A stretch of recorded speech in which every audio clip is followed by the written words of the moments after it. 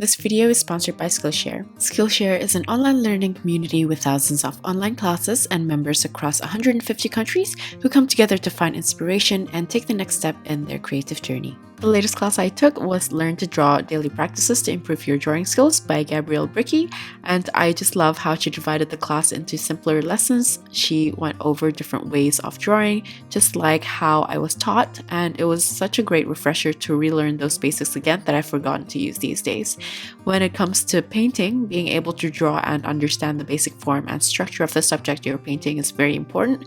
As a lot of you commented, you guys also seem to enjoy how I break down elements into drawing to better understand the shapes. This is why drawing and being able to simplify shapes is one of the keys in the fundamentals of art. If you're looking to improve your drawing skills and how you analyze objects, I would highly recommend this class as it covers different and unconventional ways such as looking at angles, drawing from negative space, and drawing upside down, which are highly effective ways to practice drawing. If this sounds like something you guys are interested in, the first 1,000 people to click the link on my description box or my code NYANYANI will get a 1-month free trial of Skillshare. This includes new premium classes every week with subtitles in Spanish, French, German, and Portuguese, available for all class now, so you have something new to discover and explore with Skillshare. Thank you again, Skillshare, for sponsoring this video. Hi everyone, this is Nia, and today I'm going to be painting a sack of oranges. I thought that the texture and the lighting would be really fun to paint, so let's begin by sketching out the outline. I found the reference when I was browsing through Pinterest. Surprise, surprise! Like usual, I'll be drawing and painting alongside of the reference, and I'll also link it in my description box in case you want to look at the original image. Unlike most of my other paintings, I didn't actually do a trial for this one, so this is just how I break down a painting from start to finish when I'm looking at one main reference image. I really like the weight and movement of the sack in this picture, which is why I drew it out first and then filled it in with the oranges, which I simplified as imperfect circles where the flat side is where I want the top of the oranges to be. You can see with my initial sketch, it is very messy, and as I'm trying to figure out where the center point of the drawing should be, I will shift my lines whenever I feel the need to.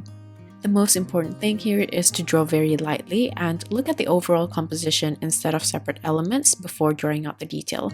This way you won't waste much time erasing and redrawing parts you don't even need to draw out yet.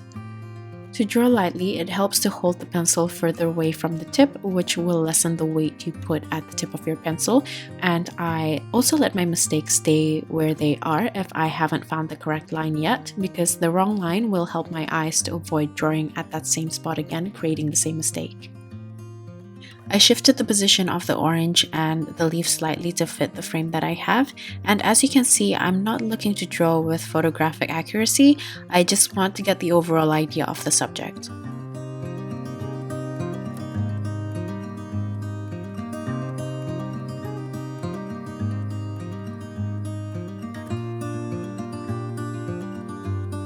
This is where I feel like I'm happy with the volume of the sack and also the placement of the oranges and the leaves. So from here, I just clean out my line drawing by erasing and redrawing with a cleaner line for some parts of the sketch.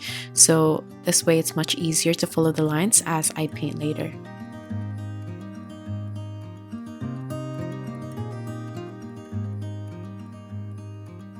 Next, I'll go over the colors that I'll be using. Firstly on the left, and this is Quin Red by Daniel Smith, followed with Hansa Yellow Medium by Daniel Smith, Gold Brown by Schmincke, Viridian by Holbein, Sepia by Holbein,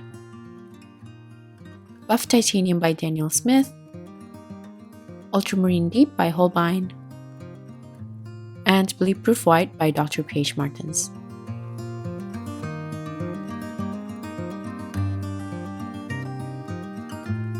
So let's begin to paint. I'm going to start out by creating an orange with a mix of Hansa Yellow Medium and Quin Red.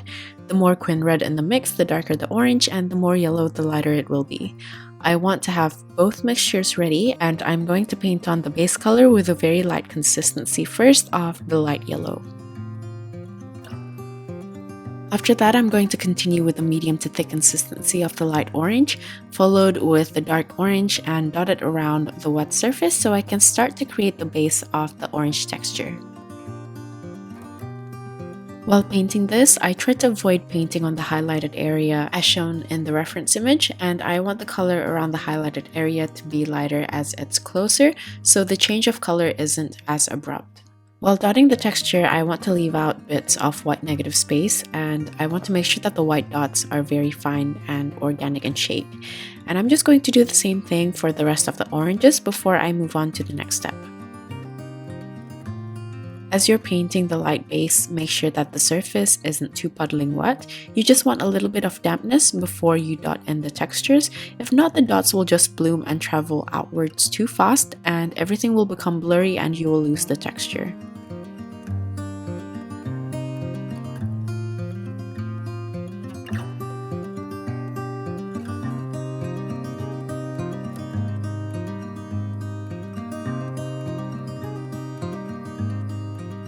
Moving on to the next one, as you can see, I'm painting the oranges one by one, so each orange has a little bit of time to dry up, and this way the colors stay separate and you can create better round form for all the oranges. You can see that the surface of this orange was a bit more damp compared to the ones that I painted earlier, and you can see how the paint travels and reacts and the texture isn't as clear, but I don't mind this for the orange at the back, so the ones at the front stands out a little bit more. For the one in front, I do want the textures to show through, so I made sure that the light consistency is painted on very lightly on the surface before adding on thicker consistency paint, so the textures will be more visible for this one. You can see that this is something that you can take control of in your painting depending on how strong you want the texture to look in your painting.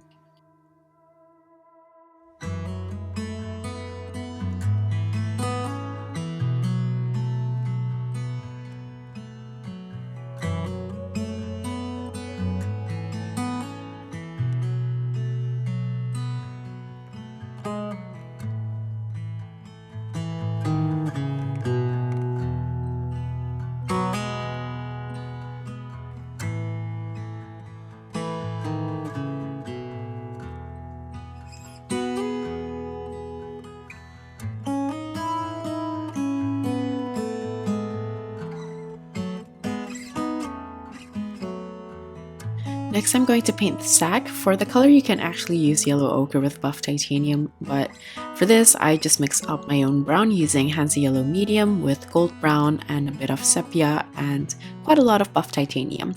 I'm going to use this color to paint the whole sack using a fairly thin consistency as the light base color.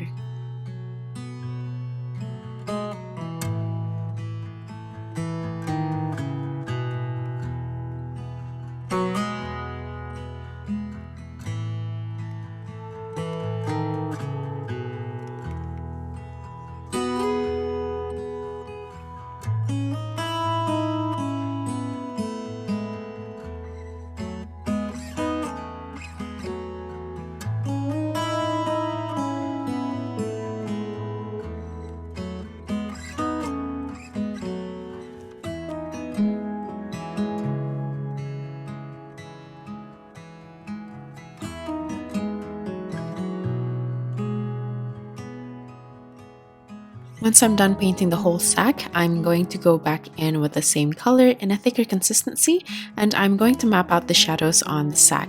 I'm not so good with folds and things like that, which is why I'm painting it as the base color to map it out first before painting on the textures so I can work slowly and figure out the folds as I go. To paint the folds, I use a medium consistency of the same mixture, and I soften one side of the fold using a clean damp brush.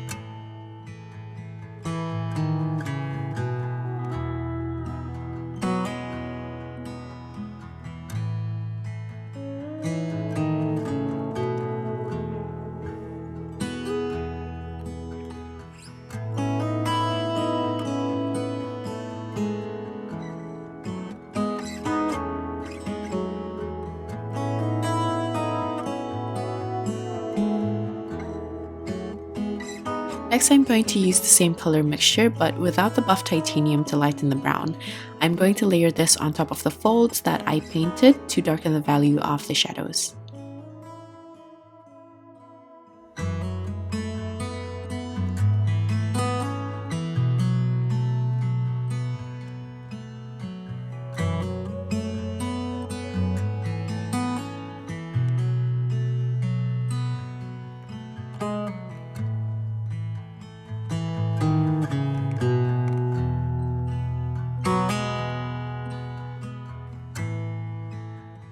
think I'm fairly happy with the base color of the sack and oranges. Now I'm going to move on to paint the leaves. For the leaves, I use a mixture of Viridian with Hansa Yellow and gold brown to mute the color slightly. I started out using a thin consistency to paint the base color, and while the paper is still a bit damp, I'm going to add on a slightly thicker consistency of the same green to add the midrib and the veins of the leaves.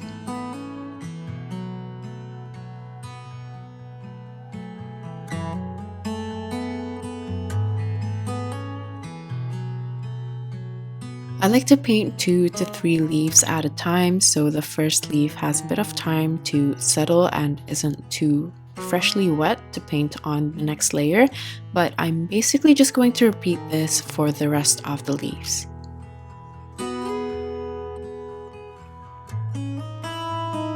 For the leaf at the back, I painted it separately using a slightly thicker consistency so it's a bit darker. So we're pretty much done with the base color of all the elements, and because the paint has completely dried out, the color is now quite faded, so I'm going to repeat the steps to increase the saturation and vibrancy of the colors. I'm going to start with the oranges again with a mix of Quin Red and Hansa Yellow to create different tones of oranges. Just like before, I wet the surface very lightly first. Then I follow this up by painting the dots again, placing the lighter orange in the same areas and the dark orange at the dark areas.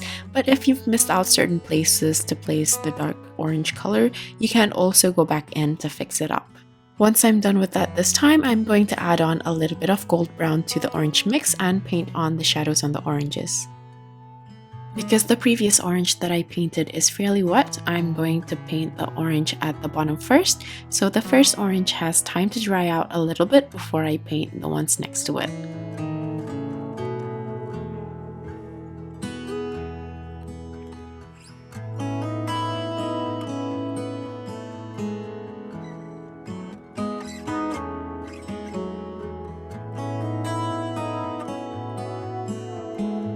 Just like the base layer, I use a thin consistency paint as I get closer to the highlight, and I'm also going to add on a little bit of gold brown to the orange mix to give additional shadows to the orange.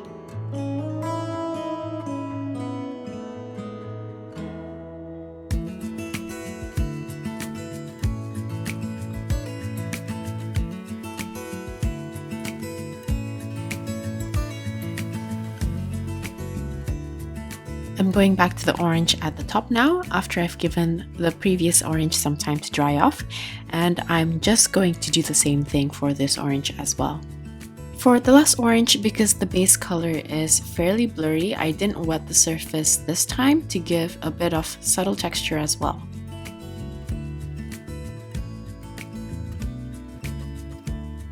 This orange is further at the back, so I painted this one darker than the rest of the oranges, and for that I just used a little bit of the gold brown to the orange mix and just dot it down to keep the texture.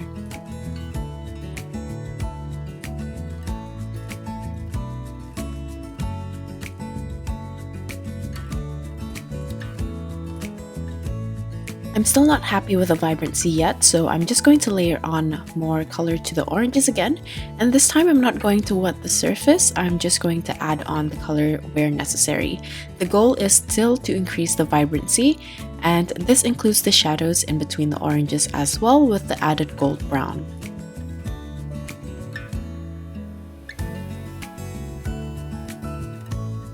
For a slight additional touch, while the oranges are still wet, I use a bit of the yellow-green mix from the leaves to dot underneath the stem where it connects to the oranges, just for a bit of color variation.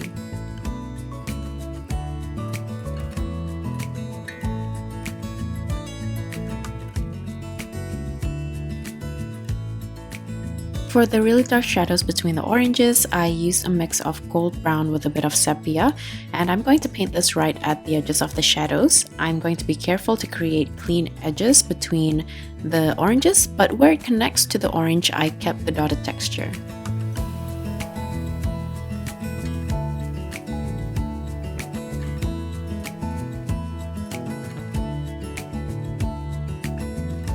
I'm finally happy with how the oranges look, so now I'm going to move on to paint the sack.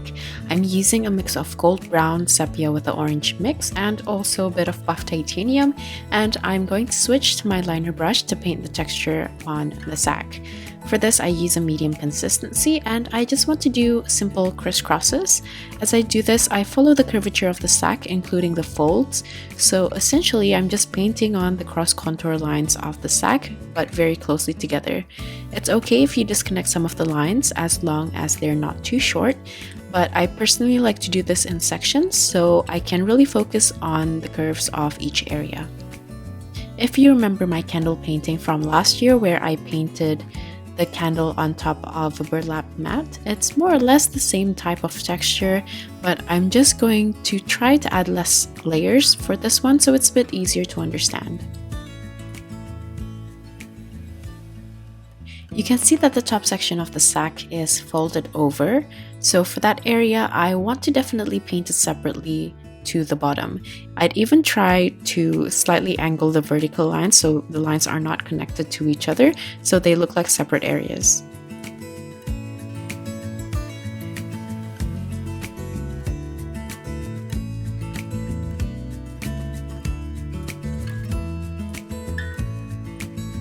Next, I'm going to add a bit of shadow on top of the top portion of the sack. I just added sepia to the mix and I want to place the shadows very lightly to remap the areas again, especially around the folds. I'm just painting it right on top of the textures that I initially painted, and you do want the textures to be completely dry before adding this layer. If not, the wet patches will just blend with the new layer. I'm going to add another layer for the sack at the bottom.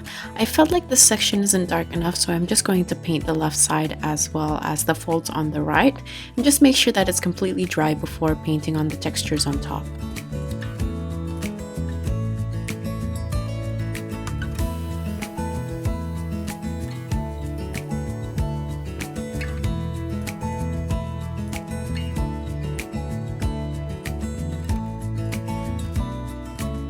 For the texture, I'm going to treat it the same way, and this time, since there are more folds, I do want to be more careful with the cross contour lines since we are painting on a larger area. I want to make sure that the curves really follow each fold to give the sack more volume and weight, because we do want to suggest that there are more oranges stretching and folding the sack from the inside. This is going to take a while, but I'll show you all the lines that I painted so you can get a better idea of the curves that I painted to depict the volume, and I'll just get back to you once I'm ready to move on to the next step.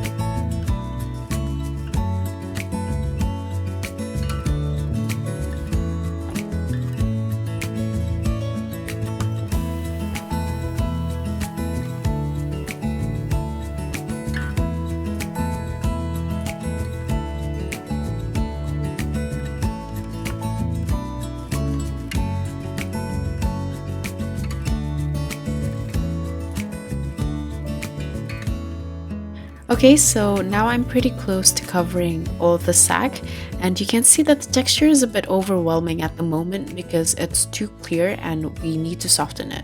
So now I'm going to use the same color mixture with the added sepia to layer on the shadows and the folds again. I'm going to cover parts of the texture, but don't worry, once they dry, the texture are actually going to stay visible, but it's just a bit more subtle than before because those darker areas has less contrast in value. Just like before, I do want the textures to be completely dry before painting on a new layer, so the lines won't blend with the shadows.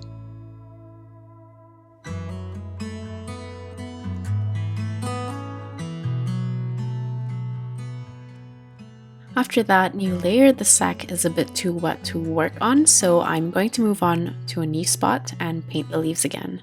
I'm just painting it as before by trying to add on the midrib and the veins, but this time I use a slightly darker green with less Hansa Yellow in the mix. Don't forget to also paint the stems. I just painted it straight up with a dark green.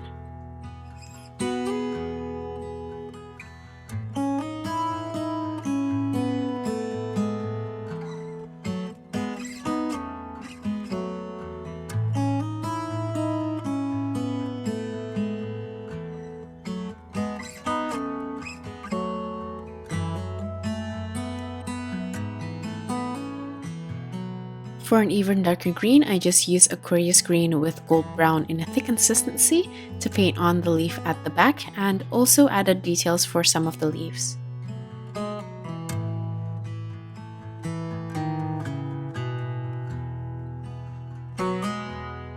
After this, I'm going to add on the final darkest shadows for the overall painting. I'm going to use gold brown for parts of the oranges, and if I want an even darker brown, I just add sepia in the mix, and the more sepia, the darker the brown becomes. So that's something that I'm going to adjust as I repaint some of the darkest areas for this painting. I like to use the darkest brown mix for the folds of the sack, especially on the left-hand side. And just like the base color, I like to place the dark color on a specific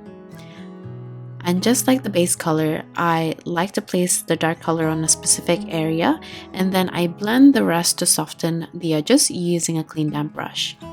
Using a thick consistency of gold brown and sepia, I'm going to paint the string on the sides of the sack using my liner brush, and I think that this just gives a really nice delicate touch to the composition. Next, I'm going to paint the cast shadow. I wet the area that I'm going to paint with clean water, then I use a mix of Ultramarine Deep with a bit of the previous brown from sepia and gold brown, and I'm just going to paint right underneath the oranges and the sack, and just let the paint travel on its own. Underneath the sack, I used more of the ultramarine blue, but underneath the orange, I just used the brown mix from gold brown and sepia. So the shadows underneath the orange is a bit warmer on one side, but on the other side of the orange, I used the grayish mixture.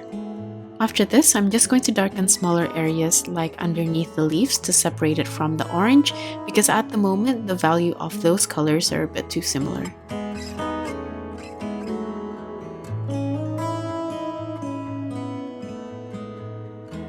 And lastly, this is the really fun part which brings the texture of the oranges to life. I use bleed proof white, and I'm just going to dot this around the highlighted area using my liner brush, and I'm also going to add some random ones outside of that area of the highlights. I just make sure that the dots are more dense in the highlighted area, and I limit the amount outside of that.